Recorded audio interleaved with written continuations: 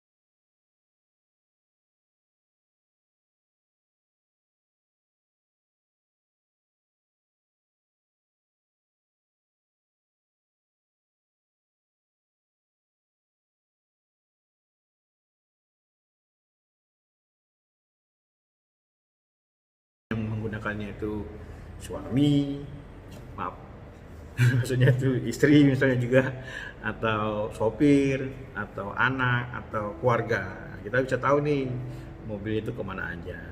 Ya kembali lagi untuk keamanan aset dan juga untuk kenyamanan dalam kendaraan. Jangan sampai mobil kita dibawa secara ugal-ugalan dan digunakan untuk hal-hal yang kurang baik.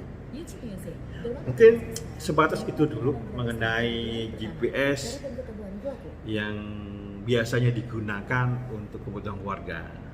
Nanti Bang Dersi akan coba kulas lebih dalam manfaat-manfaat lainnya, tapi di segmen-segmen yang berbeda mungkin di hari-hari ke depannya. Untuk menutup Ini biasanya nih Bang Des ini kalau udah habis ngobrol-ngobrol, ngopi-ngopi kayak gini, ngolah pikiran mengenai GPS, kayaknya nggak komplit nih kalau nggak sambil nyanyi-nyanyi santai gitu ya kan. Cuman hari ini Bang Des nggak ngopi nih, lagi belum dibuatin kopinya nih. Sabar ya, adanya air mineral dari Lemin.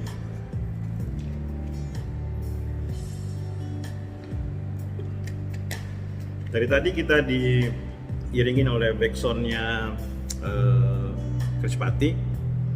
Sekarang dari Om Glenn ini teman belalang, mungkin seumuran ya, seumur Om Glenn.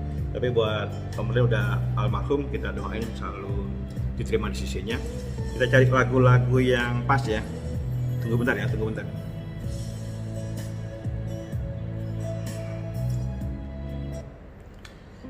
Nah, ini ada lagu Cakrakan, santai aja, pelan-pelan. Tapi kalau kurang